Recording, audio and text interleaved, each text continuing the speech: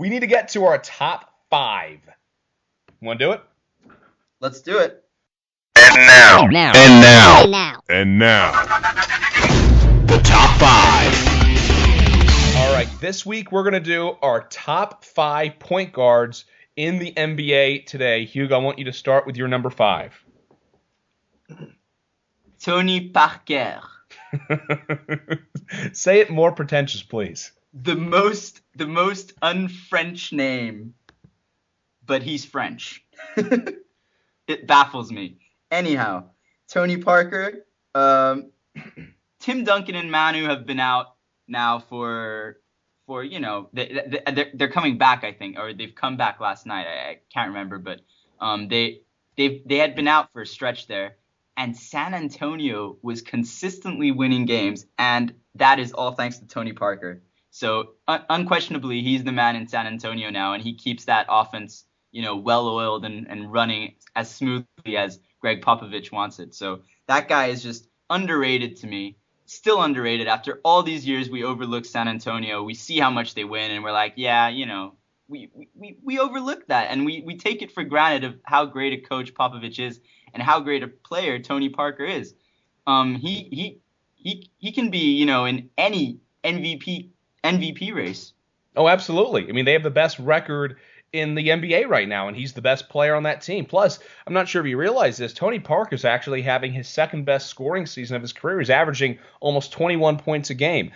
You know what? You said he's underrated. I think you're underrating him. I have him even higher on my list. Yeah, you see, this is what I mean. I'm influenced by the media.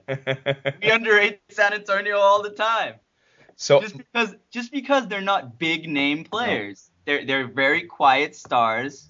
And they just get the job done year in, year out.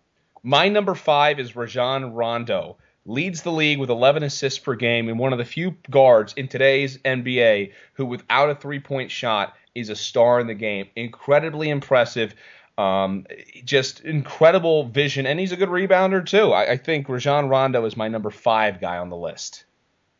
Yeah, I have him at number 4. Perfect. We'll go right. And the reason is I had him higher, and as I said earlier on in the show, they're after this unpredictable winning streak by the Celtics, is he overrated? And I was thinking, maybe he's not that valuable. But yeah, I have him at number 4. The guy's a triple-double machine. But again, I think he slips because he doesn't have the all-around game. People don't respect his outside shot, rightfully so. I mean, I guess it's improved a little, but he makes no point to use it consistently. No, he's not a threat from farther away than 15 feet.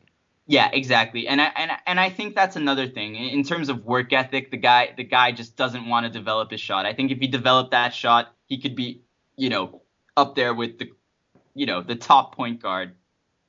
But he doesn't want to develop the shot. So I have him at number 4. But fun player to watch. I really hope we get him back sooner rather than later. Yeah, no question about that. I'll take less than 12 months on Rajon Rondo's knee. How about that? But he's my number 5. He's your number 4. My number 4 is, come playoff time, one of the most talked about players every year, Russell Westbrook, averaging 22.5 this year. He's obviously the number 2 player on what a lot of people believe is the best team in the league this year, the Oklahoma City Thunder. Russell Westbrook, I think, is outside of Derrick Rose the best scoring point guard in the game. His biggest thing is maturity and when to put the foot on the pedal and when to take it off. But Russell Westbrook is my number 4. Yeah. He's my number 3. Yeah, perfect.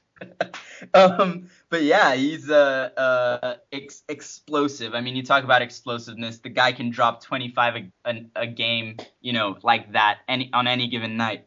So he's just capable of picking up the scoring slack. I mean, on the occasion that Durant will have an off night, Russell Westbrook will be right there to pick up the scoring slack. And like you said, the maturity issues. I've for a long time I've had an issue with Westbrook. I've really just thought he wasn't all that, and I kind of soured on the whole extension when Oklahoma City offered that. huge extension to him. But I think it just explosiveness right now in the NBA, especially at the point guard position, is invaluable. I think it's a point guard's league, and the ability to just get those 8 quick fast break points that could break open a close game. I think that's so invaluable in the NBA right now, and I think Russell Westbrook does just that. He's that spark. When he first came into the league, I saw a little bit of the Stevie franchise, Allen Iverson, in him, and I didn't like that at all. But he has gotten better with that, and he has realized that there is another alpha dog on this team. So your number 5 was Parker, your number 4 was Rondo, your number 3 was Westbrook. My number 5 was Rondo. My number 4 was Westbrook. My number 3, Tony Parker. So we already talked about him, but I have him as my number 3 point guard in the league. Let's get to number 2. Well, I mean, I was counting players that were out injured, and for me, I have to have Derrick Rose there. Yep, I have him at number 2 as well. When he's healthy, the guy's an MVP candidate.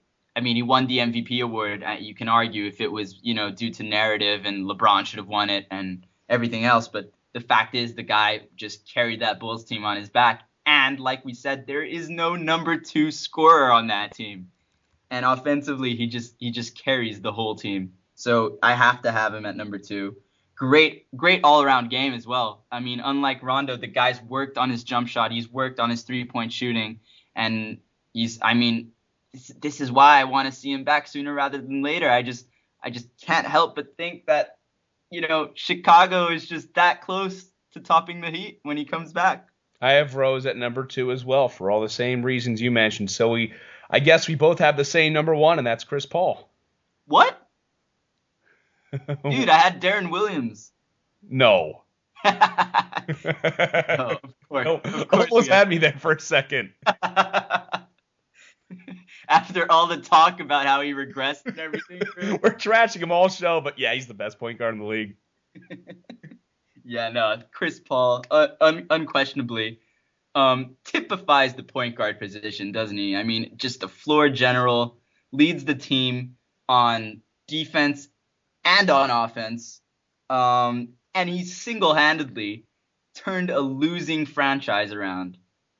No, he's the number 2 MVP candidate right now in my book behind LeBron James. And definitely. I mean, when he was in New Orleans, that was a playoff team every year with absolutely no talent around him. Chris Paul is my number 1. So we're going to have to get out of here soon. Next week, it's the All-Star Game and Slam Dunk Contest recap.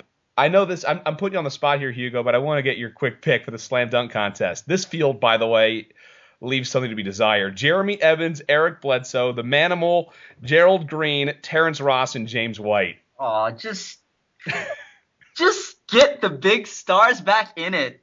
How is Gerald Green in it again? Hasn't he been in the last 6 years? You know what? I'm going with Gerald Green. Gerald Green is winning it. Out of experience, the wily veteran. Maybe he'll jump over that table again. Maybe he'll jump over 2 tables this time. Maybe so. For Hugo Fulco, Trevor Turner. See you again next week. See you, buddy.